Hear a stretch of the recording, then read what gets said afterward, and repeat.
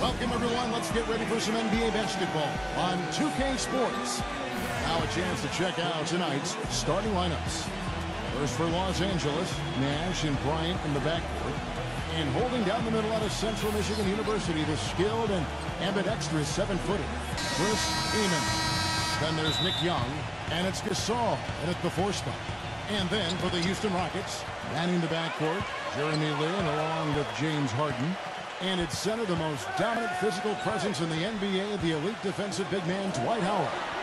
Then there's Chandler Parsons, and it's Ashik in at the 4 slot. Howard's shot is good. Howard's got the first points on the scoreboard for the Rockets.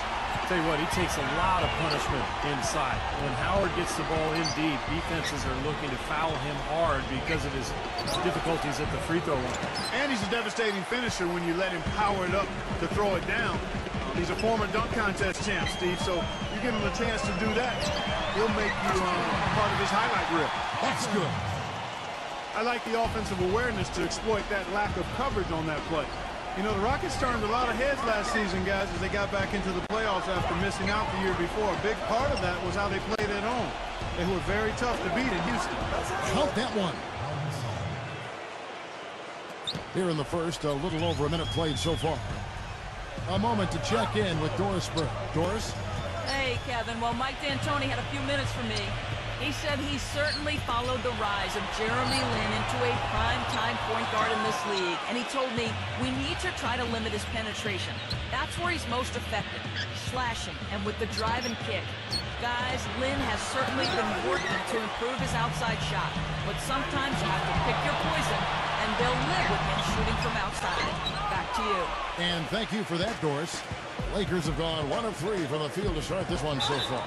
And the Rockets, as you said, Clark, strong at home, and that can be seen in that record of 29-12. Just the kind of home record, Steve, you need to get into the playoffs. And it was the way the Rockets played that was so impressive, Kevin. They attack the rim, and then they kick out and bomb a ton of threes. And I think that's the kind of attack, the kind of style that can really bring a friendly crowd and bring them to their feet. And I thought the Houston fans got more and more animated as the season went on. Well, a coaching carousel for the Lakers last season. They made it only 5 games before firing Mike Brown. Then they decided to go in a new direction. And, boy, they went through 3 different head coaches before all was said and done. They never really were able to gain that consistency they were looking for. Nash, the pass to Gasol. There it is. It's Nash picking up the assist. So it's the Rockets now. They trail by 1. Lin dishes to Ash. Lin. Harden kicks to Lin. It's up a 3. The Lakers with the rebound.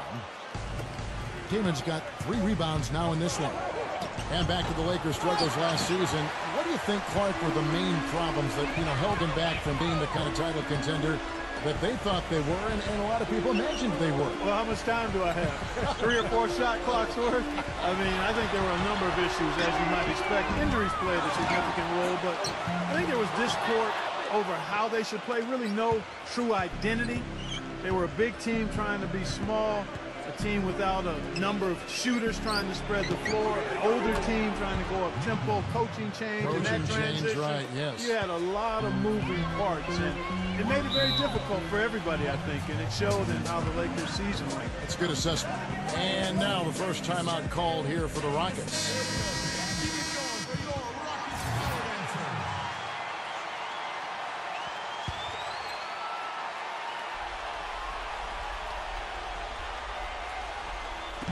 About 3 minutes gone here in the first quarter. And the basket good. Harden's got his first bucket of the night. Well, James Harden, clearly one of the most potent offensive threats in the game.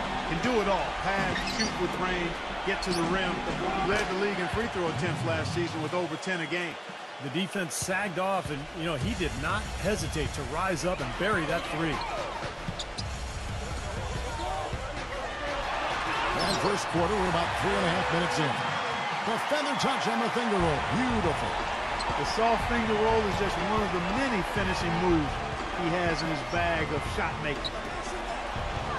Nash, the pass to Kobe. He feeds it to Keenan. Working on Howard. Kaman dishes to Nash. Pass to Kobe. 5 to shoot. And Young gets to Gasol.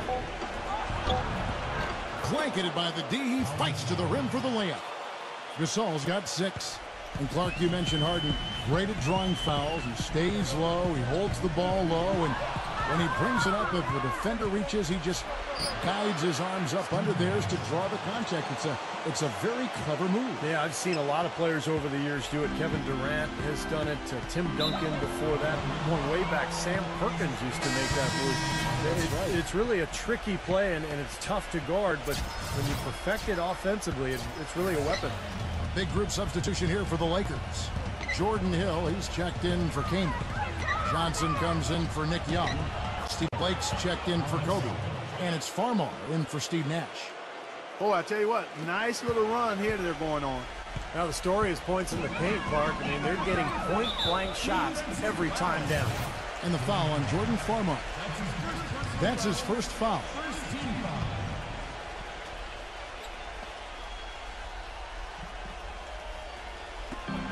There's 1:26 left to play in the first quarter. On the wing, Harden. Houston moving the ball around. Beverly rejected by Farmar. In building this lead, they've been excellent at not allowing any good second chances. And that is good. Looked like there was a little confusion there as to who was supposed to be guarding him. And there's the whistle. Fouled hard on the shot. He'll go to the line. It's on Monteunitas. They have done a great job of securing rebounds as they come in this game. Yeah, they have, Kevin. Well, they're blocking out and not waiting for the ball to come to them. I mean, that's what you got to do. I've talked about it countless times, Kevin. You can block out, but if you don't pursue the ball, you're not going to rebound. So Farmar nails both of them.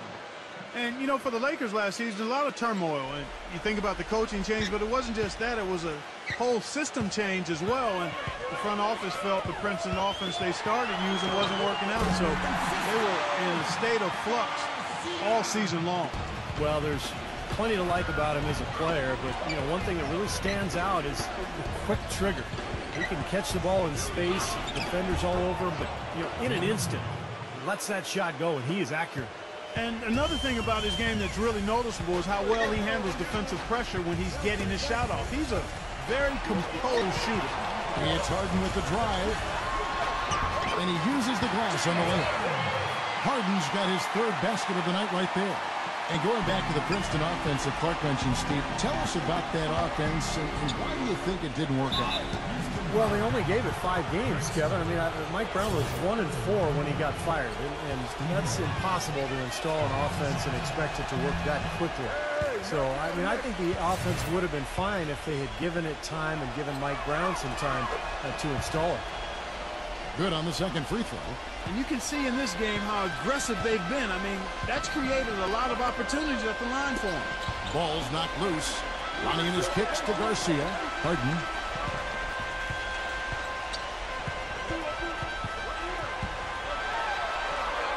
The finger roll finish at the bucket. Harden's got 8. Even with the D lurking, he made it look easy with the soft finger roll. Now Farmar knocks down the 3 ball. Everybody on the floor is hot. Incredible stuff here in the early stages. Tell you what, both teams playing downhill. Who's going to blink first? No shortage of scoring here at the end of the first quarter. Lakers lead by 7.